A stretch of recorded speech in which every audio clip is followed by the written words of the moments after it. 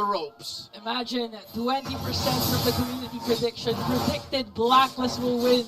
But despite that, despite the odds stacked against them, they are proving once again that they are the recoded code breakers. And here we see Smart Omega picking up a few lessons from their losses in game 1 and 2. Some respect bans, a quick switch up in their play style, their drafting flow, and Blacklist still keeping up the aggression. Look at how deep that high loss is. Look at Perks, man. Yeah, Perks has been using again the high loss. One of the things about Perks is he can use those kinds of defensive heroes like the Matilda to be as aggressive as possible. Although the Hylos is an aggressive roamer, despite the limited skill set, he makes things work. He can make outplays over the next. Oh yeah, for sure. Even on a macro level. Folks, quickly there you just saw the emblems in case you're wondering, hey, Suyu is new to MPL Philippines. Got banned in game 1. Here in game 3, you're seeing Andoryu play, the Curly Nightmare. Definitely one of the more mechanically demanding heroes in the current metagame. It's rockin' Warcry. So best believe you're going to see a lot of basic attacks, a lot of skills dealt out. And here him hitting level 4 means he's going to be in full swing for the first turtle. Yeah, even during level 3 is already activated with the Warcry. It's easy to spam skills, but okay, Andoryu's here. Almost got a kill on Owen, but a counter attack coming in from Blacklist as they bring down Shocknu. That was a quick response from Alright, so expect that kind of combo to come through.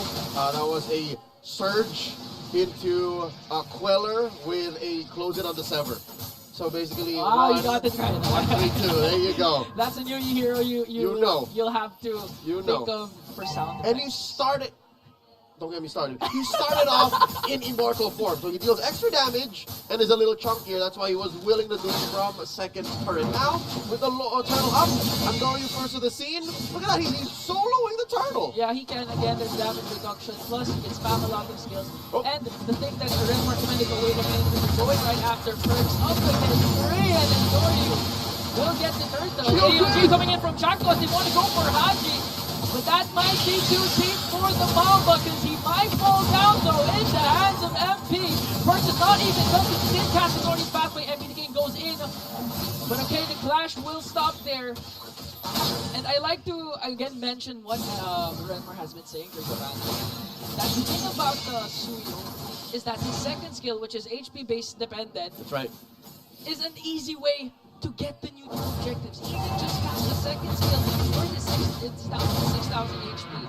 That's gonna be enough, plus the red 3, to steal away neutral objectives from Blacklist. That's why it would have been very uncomfortable to see that first turtle go over to anyone but Omega. Yeah. That's one of the strengths that Suyu has. Renmar and Midnight were crunching the numbers prior to the broadcast starting. So best believe this is a dream come true for a lot of analysts to see how Suyu will interact with the current metagame in MPL Philippines. Now with that said, second turtle spawning in the lower quarter. For the first time in, I'd say, the whole series, Joe is actually having a comfortable lane.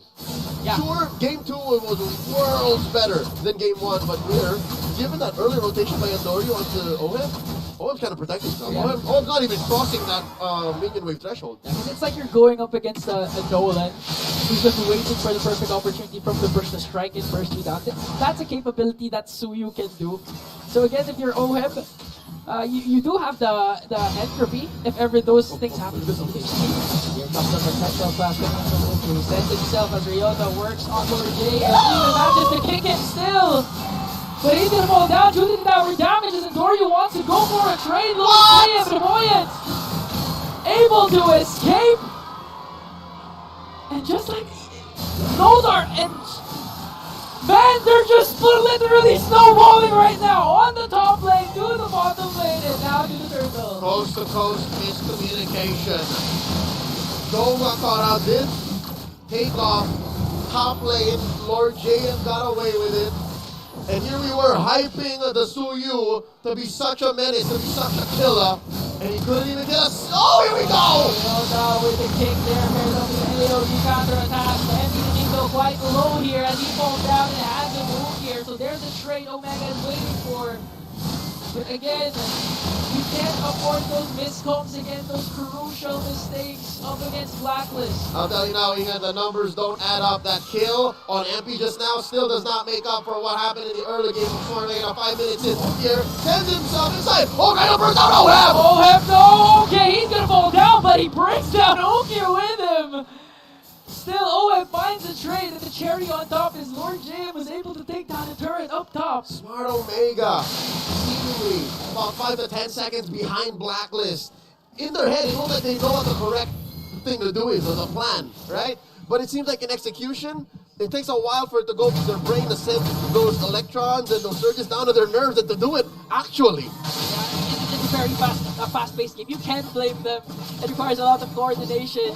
But right now, looking at the lineup of Omega, they do have Suyu, they do have the Louis that they've been phenomenal with when it comes to those outplays, especially when with those neutral objectives. And who can forget the performance of Ryota with the Cho? When it comes to crucial crunch time, you can expect Ryota to get a huge win in the Dragon. Which is going to be key, given that OHEB is rocking the Purify. So if he finds OHEB somehow, forces that pop on the Purify, even Lord JM, then all the more shock news AOGs should matter. Even Ukir with the yin and yang, the polar, and even Andaryu. There's some good CC there. Now check this out, the version. Finds Ukir Ryota down here. Chaknu looking for the sandwich play. Haji from the flank. Oh, there's no push. Just want to go for objectives right now. Just try to play passive as possible. Again, Blacklist still has the lead.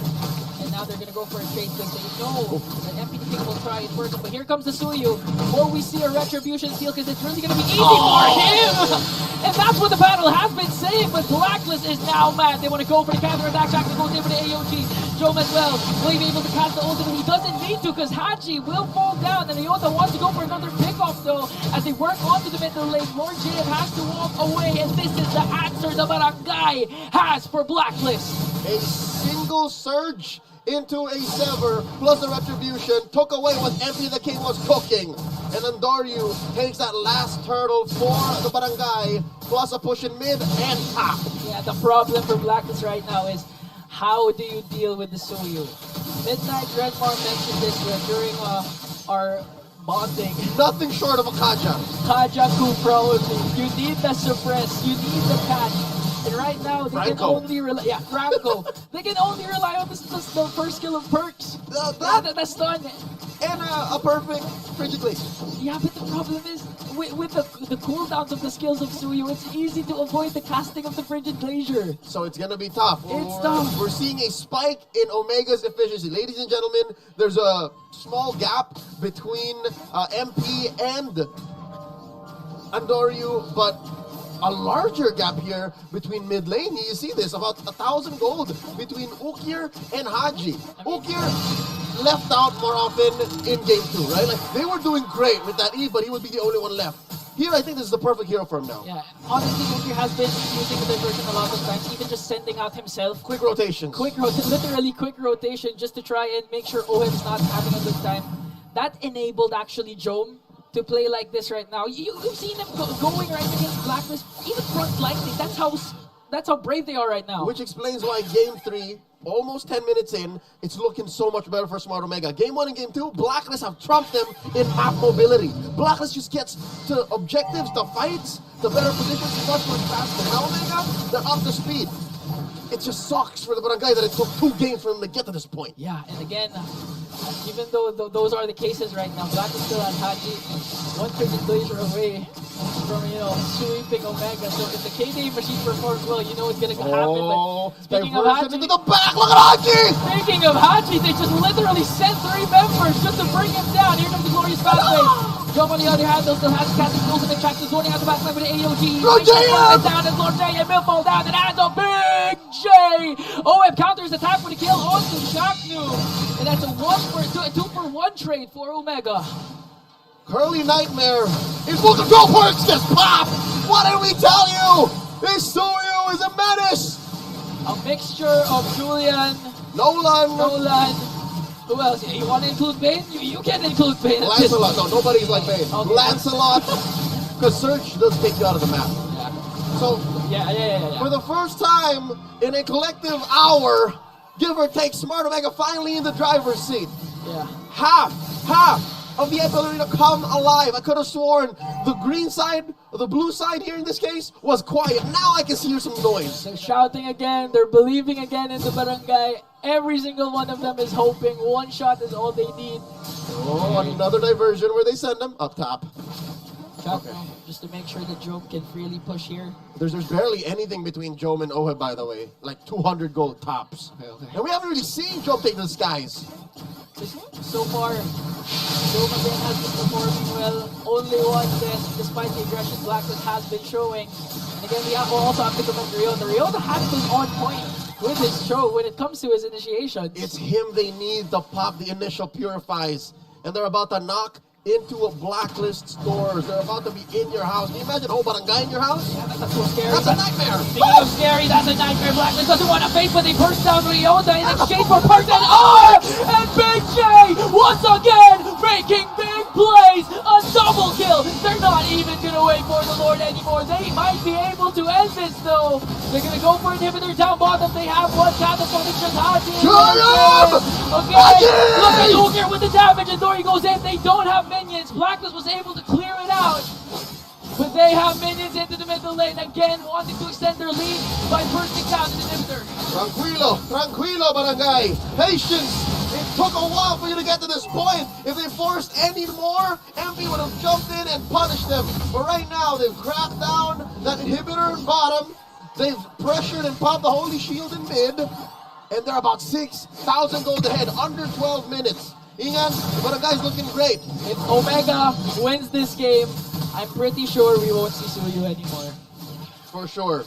Game 2 was an anomaly. No, not just even for the series. I think for the whole playoffs. Then Chip has a friend. They can both hang out in the fan section. About a minute until the Lord spawns. Lower quarter of the map. That means the Blacklist's long lane defense is better, given that that lane hasn't been cracked just yet. But as we speak, you're talking about the Suyu. I'm looking at the Luyi. The Luyi seems to have broken Blacklist's main advantage over Omega. The fact that the map is full to the map, and the fact that they can rotate in the places where Blacklist have to check first. So that means here in Game 3, for the first time in the series, it's Omega who's a step ahead. Yeah, because Game 1, Game 2, we've seen Blacklist rotate as one fast as possible. Faster compared to the barangay. Now, Ukir's just really spamming his diversion plays. He's sending himself, sending a lot. Sending two dudes, it doesn't matter. Yeah, we seen a while ago, we were just talking about Haji. And as soon as we stopped talking about Haji, it was gone because Ukir just sent out 3 to break down the KTA machine. Right now, a huge objective is up for grabs, an enhanced Lord. And now, Omega work on it. Lord down to a third of its health. Blacklist is playing around the flank. Lord James with the back. Here comes the kick from Ryota, but everything answers right back. As Joe will fall down, but Andorio will get the Lord. Blacklist wants to go for more. They want to go for a trade. They're going to find Ryota though. Oh, goes in with the entropy, but manages to escape. AOG coming in from Jack, now manages to find Perks. Here comes Entry the King with the Spear of Alpha though. Andorio goes in. Look at all the combinations he's been pouring out. But it's not going to be enough to bring down Haji and Perks. He went up against 4 by himself and forced Blacklist to retreat. Perks almost went down after that hold surge. It could have been a kill if Ukir was there, but again, a win. You can chalk that up as a win for Omega, but is it just me or are there little lapses of miscommunication for Omega? Sometimes Andorio would be out too far, sometimes he would be behind waiting for the rest of them, and that could have been much better for Omega, but here, Blacklist are holding on by a thread. There's a Lord marching in bottom, top lane and mid lane in jeopardy.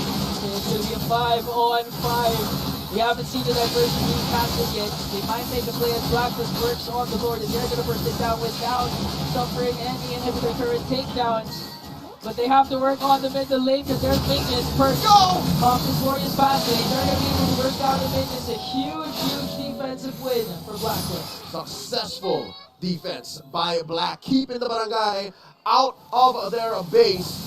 And they protect their 2 remaining inhibitors as well. About a minute and a half until the next big objective. And each Lord consecutively getting harder and harder for Omega to take without losing anything. Yeah, and now the question is, who has the advantage when it reaches the Omega timers? That's going to be a huge one because OWEB hasn't been quite activated yet. Although he has a 3-2-2, if ever he doesn't get disrupted in his formation, just manages to free hit, he can easily burst down every single member of Omega. That's right. We saw some semblance of it when he almost got his hands on Ryota with a kill bomb. And that was what? About 2 or 3 minutes ago, he was short an item or two. Yeah. So with that said, I agree. But very similar to game 1 and 2, is it not just Oheb again holding together Blacklist? Yeah. Is it not the Filipino sniper who is the main sort of burst? So right now, They gotta protect it too. they have to protect Blacklist. They have to protect Oheb. They also have to. Haji needs also to step up for this game in particular because the main source. If the main source of damage is Oheb, the main source of huge crowd control is really gonna be Haji with the Frigid Glacier. Everyone else just makes it. Everyone else is the glue Yeah. that holds together this new code that I don't know yet if Omega has figured out the break, given that this is still match point and Omega haven't forced us into a game 4 just yet. That Lord is almost up and Andorio is just circling around these bushes. That's what's scary for Blacklist is they have no freeway to check except for Haji. Yeah, and an instantaneous burst can happen. 2-0-5 for Andorio. And when it comes to retribution battles, it's not a matter of skill issue, it's a matter of who has the better chance of getting it with their kit. And Andorio so far has better because of the second skill and the retribution. Sever acts like, oh wait, here we go, a kick by Ryota! Oh, paired up with the AOG, gonna catch Ray onto the backline. Everything has to go away, but look at the damage coming from Oak here. Pops Haji Pride of Ice. Andorio gets a killing spree. They didn't even mind the Lord first. They wanted to go for the kills. And now Omega will have an uncontested Lord take. A full-on turn by the Barangay, leading to a TKO on Black. Not all of them, I'd say 3 or 4 of the members. Safer Person also fell. And now there's a free objective for the Barangay to put the Lord on lock. And it's going to spawn in the bottom lane. All right, Ian. Hear me out. Okay. Hear me out. What if this next fight doesn't even lead to many kills? What if this is just to clear these inhibitors and then Omega deny Blacklist the fight? That's what I'm thinking. It's possible. It's a huge possibility, especially if they don't manage to pop the Oheb Sphere fight. He's just able to free it and free it versus defend this, like what he's doing right now with the Enter Lead. Oh, there's a diversion. They're debating it. See, that's a distraction diversion right now as Blacklist tries to work on the Lord. They're going to bring down the inhibitor in the middle lane, track to the AOG. Look at the diversion. This person rotation coming in from Ukir. Captain scoring the damage. Burks has to walk away, has to heal up though. They're able to take care of the minions, but right now there's one middle lane. Top lane not yet covered, so Blacklist has one inhibitor left, and right now they're taking a page out of the book of Omega, which is just defense. Hold on, eventually we can come back. As long as this base stands, so do we. And as long as we stand, we fight. And as long as we fight, we have the chance to prevail. 2 lives in the upper bracket await. Whoever wins this series and Blacklist just a win away. Something to consider. The whole deny the fight, that's what an old Omega would have done. But the new Barangay, especially this new Barangay that's at match point to losing and getting knocked out of the play-ins, they're patient. This is their second or third call at saying, you know what, let's hold it back. I actually agree. I'm actually thinking right now, what if the diversion of Ukir, he sent out someone? What if, right? What if? Imagine what could have gone. And that all the more erases any of my assumptions and my thoughts of maybe they're disconnected. Because they were clearly talking. Yeah, but right now, what Omega needs is not the new Barangay, it's honestly the old Barangay. They need a little bit of Asim. They need a little bit of Asim, they need Omega timers, they need it. They want the late game to do the job and extend the series. That's what we're expecting from Shaknu himself. But okay, Blacklist, they've been doing a good job of not forcing Oheb to pop his Purify. So Ryota again needs to really force out Oheb's Purify. Alright, so if there's anyone from Omega who's going to force something out of Black, it's Chakno and Ryota. Just get in there, get in the paint, force Perks to be a little off position so that Oheb gets opened up. Force MP. You know what? MP has also been a solid peel. Like, MP, Lord JM, Perks are all just there to protect Oheb. Yeah, and they've been doing a good job. And they're more than enough. Whenever they see someone getting close to Oheb, MP the King casts a Spear of Alpha right away. The moment I see MP the King, step on the clutch and switch it up into aggressive mode, and he starts killing people, that's when you know Blacklist is in control. That's gonna be a problem for Omega. But right now, so far, they have a 5K gold lead. Plus in control of the droids, that this might be another objective that they can safely take away. Alright, Perk spots the shenanigans. Spots Andoryu's Lord taking activities, and he says, alright guys, get into position. That's all 5 members of Black in the purple side jungle. And here, Omega sending him over to the back. That's Joe Minokir. Minokir and Joe gets caught up by Haji. Haji knows this. They've done this a while ago. Now they're isolating the 2 members of the barangay. They're gonna take down Joe. Okay with the winter ground, but eventually he's gonna fall down in the hands of the Filipino sniper. Shaknu as well. Only Ryota and the curly nightmare. Oh no! The death timers, Leo! I'll tell you now, 3 for the Lord, not worth it. Earlier maybe 1 it was, but this time, just Andoryu and Ryota and all 5 members of Black are still here. This Lord is a liability. And they're gonna catch Ryota with the MP the King's ult there. By time. Buying enough time, and I think that's enough time for the barangay. No inhibitor turrets taken down with a huge momentum Ryota's swing. losing! Look, Ryota's losing! Oh no! They even captured the glorious path. They just to make things faster! And we are on the verge of a major upset! Blacklist sweeps the barangay! Anything and everything can happen in MPL Philippines. And a team that anyone and everyone could have sworn was not going to make it to the playoffs have eliminated the Barangays. Blacklist International moves on up through the brackets in a dominant sweep. From their momentum